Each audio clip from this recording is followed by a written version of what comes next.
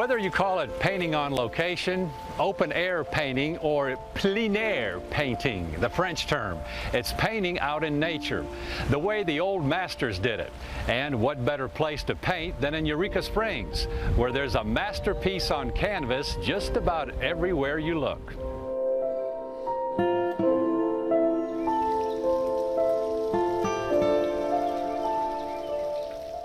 It's been long overdue, a plein air festival in Eureka Springs, considering that the last one held here was sometime during the 1800s.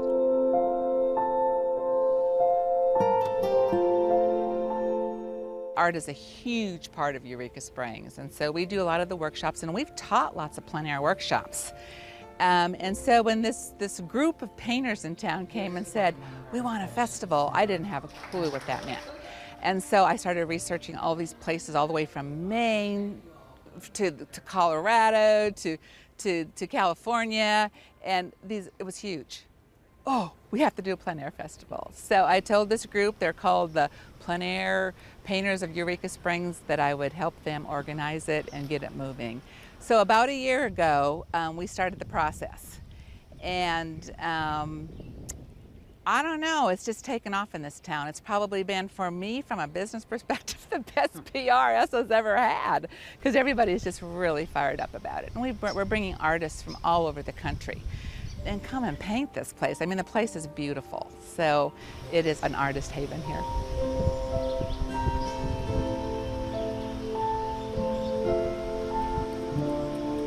There's so many scenic locales, you know, just everywhere you step, there's a painting there, you know, something you'd want to capture.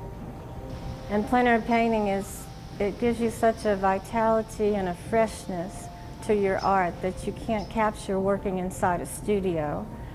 And you're close to nature, and, you know, what more could you ask for?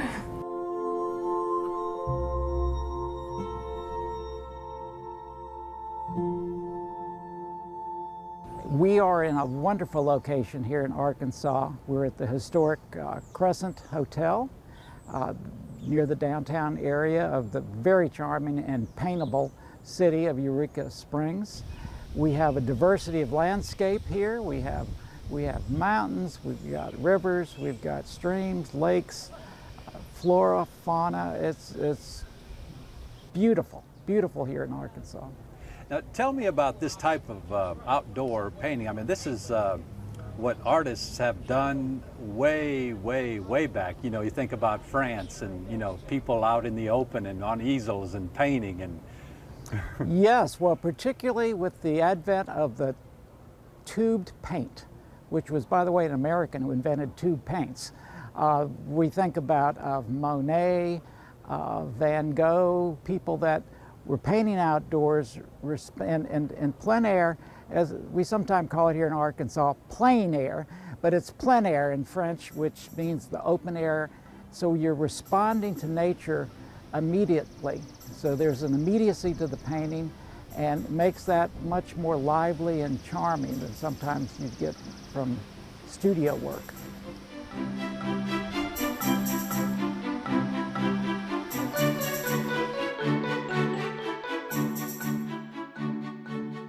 Do you do this type of painting out in the open often?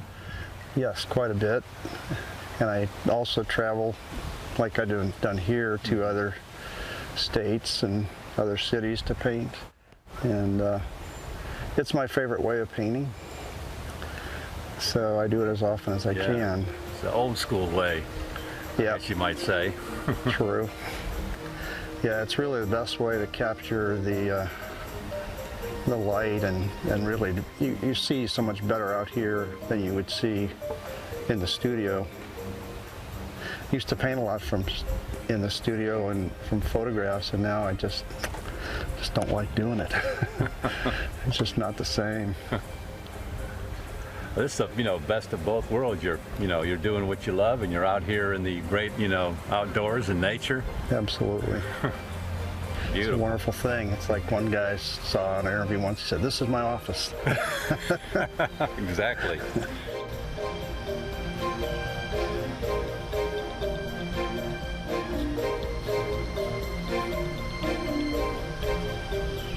I belong to a group called PAPO, and it's Plein Air Painters of the Ozarks.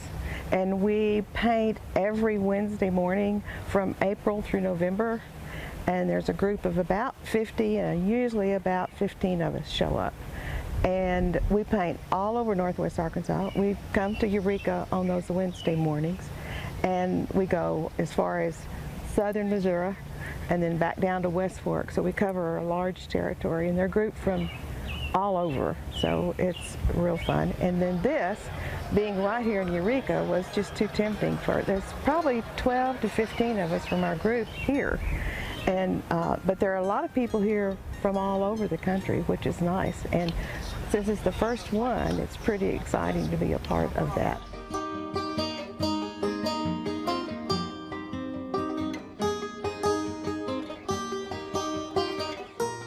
I think when you paint outside, you have to look carefully at what you're doing. And then when you're not painting, you find yourself looking carefully at what's in front of you. It just makes you more aware of the world, you know. And so once I started painting, you know, I just had a different view of things. Yeah. Tell me about this whole setup here. I like it. Yeah, good. I like it too. It's my brother. He's quite a clever devil, and he made this box for me. Oh, wow! And the thing I like about it, see, is if you're right-handed, the paint is right here, and your water's right here, and your paper's right there. So you just go, you know, this is a little nicer. Yeah, it is. You know, you need to market this. Yeah, yeah, right, yeah.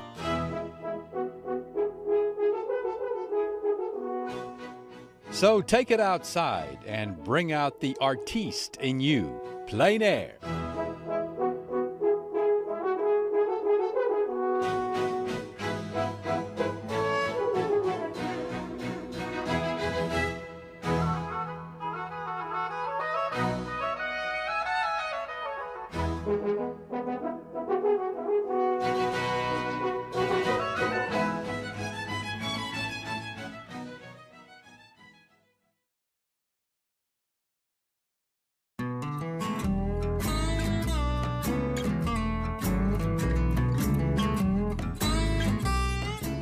Bear Creek Lake is one of those lakes where you can just kick back, relax, and indulge in some good old-fashioned cane pole fishing.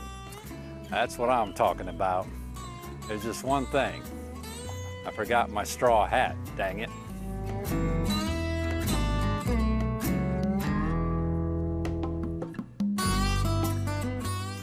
Picturesque Bear Creek Lake is located within the north end of the St. Francis National Forest, southeast of Marion and north of Helena.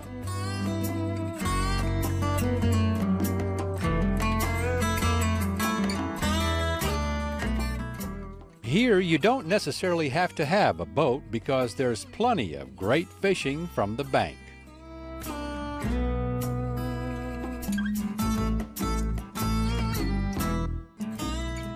Well, Karen, so it's your birthday. Yes. And you wanted to go fishing. I sure did. Well, you're a girl after my own heart. Yes.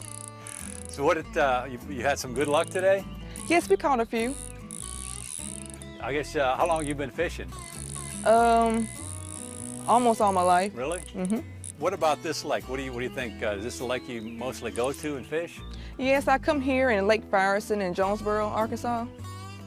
They got a nice lake out there also. Yeah, we saw some over there that you caught.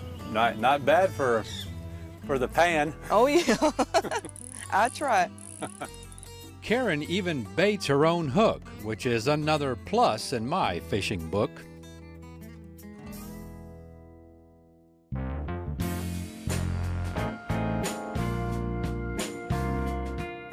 Karen was also getting her friend Asia hooked on fishing. It's been good. It's been real nice. I've been here with my best friend celebrating her early birthday. It's been nice. Do you do a lot of fishing yourself? No, not that much. No, sir. It's probably like my second time. Oh, only your second time. Yes, Well, sir. have you caught anything yet today? No, not today. Oh, okay. Well, maybe you will while we're out here shooting. I believe I will. I believe it. And sure enough, she did. You got it. Put it in. Put it in. Yeah. Yeah. Bluegills, sunfish, crappie, all are in abundance at Bear Creek Lake, along with blue and channel catfish.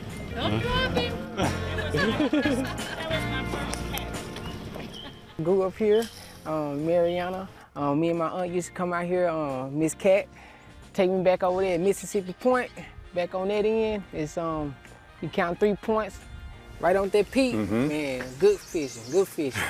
Crappie, bass, catfish, we had it all. Wow. Yes, sir. Well, maybe you can go back there now and try your luck again. Oh yeah, oh yeah. We plan on going back. I took, like I said, I brought Karen out here for her birthday and stuff, so she wanted to get straight at it. So if we don't catch enough here, we're gonna go back out there and try that out. I guarantee you, there's gonna be some good catching back there. Oh yeah, good catching.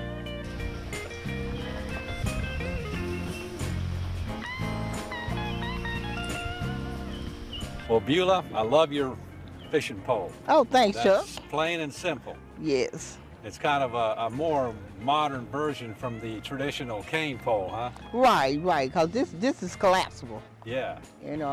Come down and I keep it with me in my car just in case I want to stop and go fishing, and it's so easy to rig up. All you got is your cork, your lead, and your hook, and put some bait on it, throw it in the water, and hope sometime today they'll bite. There you go. That's my kind of fishing. Yeah, and I like the cane pole, but they're too long to fit in my car, and so I just keep the collapsible one so I can fish when I want to. Yeah. So you come to this lake pretty often? Yes, I grew up around here, and every chance I get to go to Bear Creek. A good day, Bear Creek, we don't catch but 2 fish, that's a good day of fishing. There you go. Just being out, this is a pretty lake. It is, and the day is a gorgeous day. Yeah. Yeah, I love Bear Creek. And hopefully we're gonna catch something shortly. Yes. You got it, Beulah. Oh yeah, there you go, see? Oh. Look at that, look at that. What do we have here? Oh. This looks like some sunfish. Yeah, we throw him back for a better day. Yeah, though. Yeah, but it's fun, it's fun. And that it is. Hey, get me, look what I caught.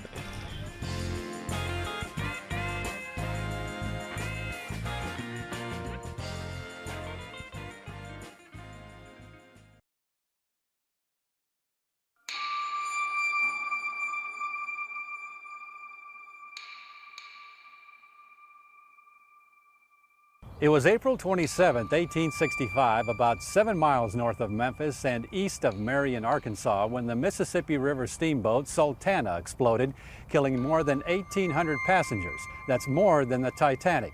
It remains as the worst maritime disaster in U.S. history. Most of the passengers who perished were freed Union prisoners of war who were headed back to their homes in the North. The Sultana disaster has been called the Forgotten Tragedy, and in Marion you can visit the Sultana Disaster Museum. But just how did a tragedy like this end up being forgotten?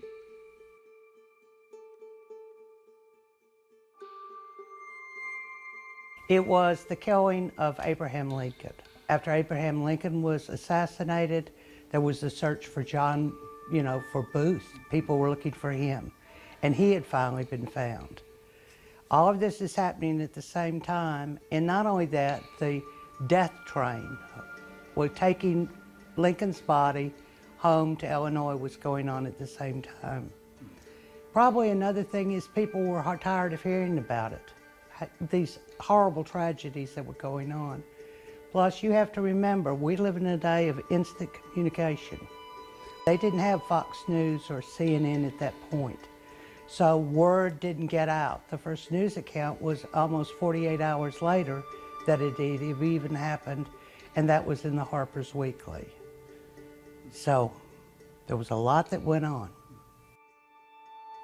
A critical overload of passengers and cargo that was unloaded in Memphis contributed to the disaster. The story of the sinking of the Sultana actually begins in New Orleans, Louisiana. It was in New Orleans that they did the first patch on the weak boiler, but they also loaded 200 hogsheads of sugar They're huge barrels, and those hogsheads of sugar weigh between 200 and 240,000 pounds. From New Orleans, the boat sailed on up into Vicksburg, Mississippi. There, they loaded approximately 2,400 paroled Union soldiers on that boat. That figure is important because the boat was only licensed to carry 376. So to say the boat was overloaded is a gross understatement.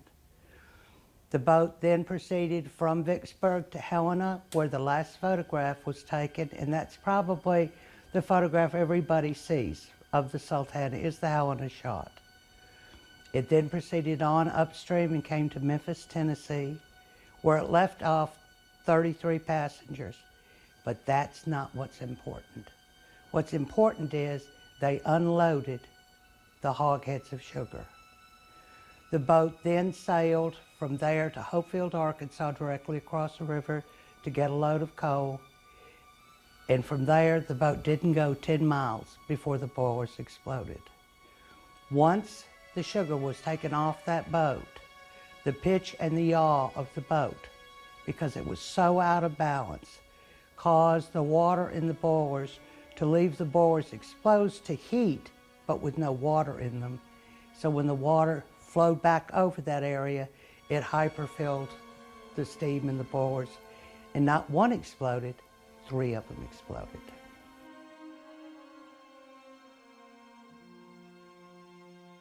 Many of those homeward-bound Union soldiers were, of course, killed instantly. Others drowned in the Mississippi or died later as a result of their burns.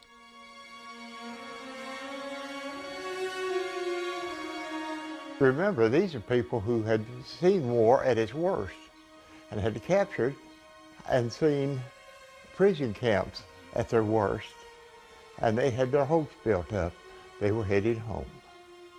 Freedom definitely is not free.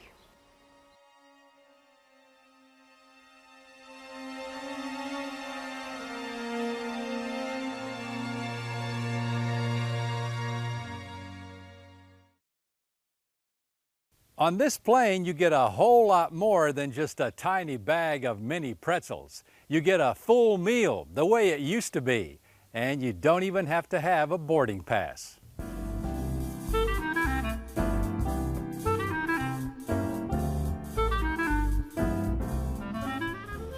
Yes, on this Southwest Airlines Boeing 737, you get the full-blown meal service of yesteryear's air travel, but minus those iconic stewardesses, as they were called. Sorry, food wins over fashion in this particular case. You need more water or anything? No? All right.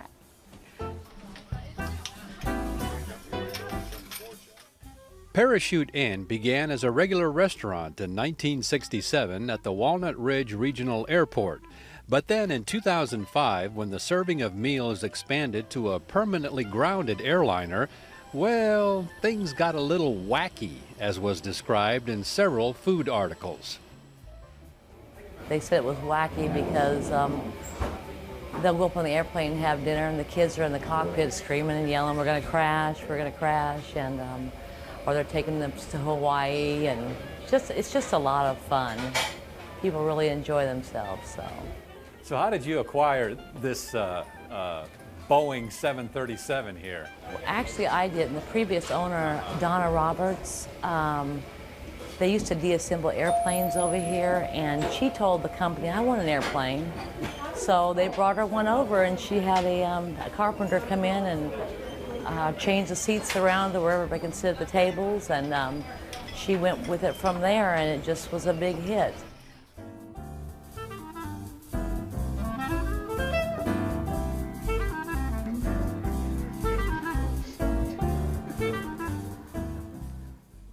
Well, this is the first time being here. When Mom's here visiting from Missouri, we wanted to try something different because back home we've got a train caboose. And we thought, well, a friend of mine told me that we had a plane that we could eat on, so we're like, well, let's plane, a train, try something. And this is, I understand, only your second time in an airplane. Yes, first time I actually flew to Cancun, and that was back in 2002, so second time being on a plane. All right. So this is quite Well, in a few minutes, we'll be taking off to Jamaica. okay.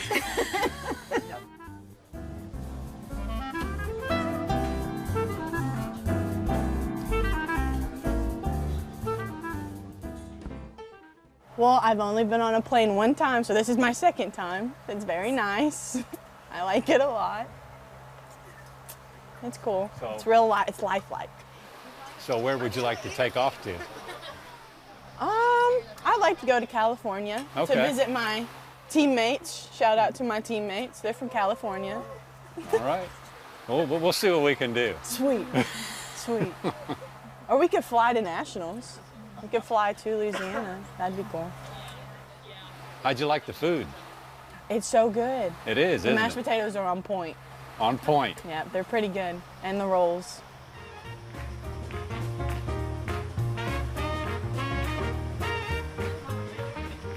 The attraction here is not just to eat on a plane, but for the tasty food itself. Yes, sir. We're well known for our catfish. We have Cajun catfish, regular catfish, homemade hush puppies, homemade beans, baked potatoes. Just a great catfish and seafood buffet on the weekends. Those pork chops today were a big hit. Yes, smoked pork chops and fried chicken and beans, just all good home cooking. So, down home cooking. That's usually Tuesday through Thursday.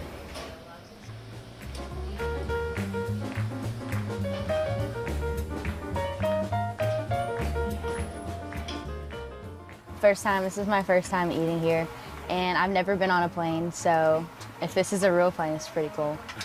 And It's real. okay, and so this is cool. So this is like an experience that I'd only get on a plane. So this is really neat.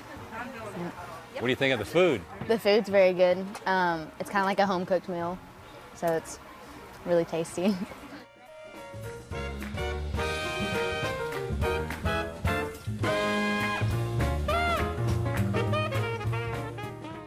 We came with our church group and found out about the restaurant here in the airplane and the museum across the street, and we thought it would be a good outing for us. So what do you think about dining on the plane and not leaving the ground? Yeah, well, I think I'd like to leave the ground, but anyway, it's pretty interesting. I don't think I've ever been, well, I haven't been in very many planes anyway, but I've certainly never been in one like this. It's never eaten in one sitting no, on the ground. that's true. Ate in the air, but not on the ground. Well, I'll see what I can do about taking you to taking off the here? Bahamas or somewhere like that. Yeah, that'd be really nice.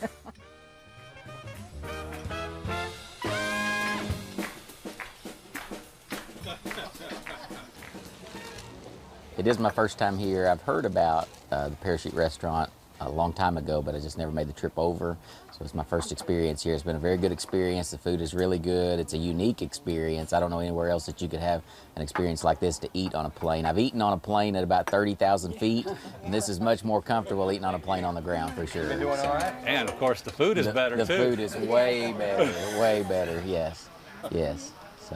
So yeah, our church group, we make outings once a month or so, and so we just decided to come over here and take in this experience. It's close to home, but none of us had ever been here, and that's usually the way it is. The things that are right around you, you tend not to go to those things, and so we tried to change that today and just decided we'd come over here and eat with these folks, and it's been a good experience.